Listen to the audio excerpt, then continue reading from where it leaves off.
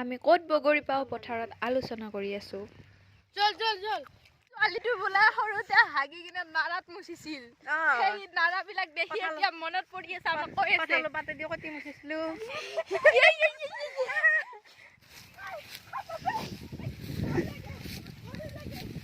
এই বগৰী বিচাৰি দোকান লৈ আৰু আমি এয়া পিছে পিছে গেট তালা মাৰা মানুহ নাই ধমাধুম এটেক।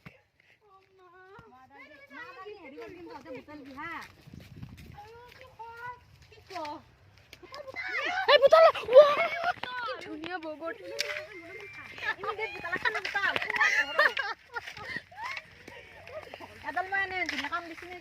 বিৰাট ঠগৰ বগৰী কি ঠগে বগৰী কেইটাৰ কোনো নহতে তাড়াতাড়ি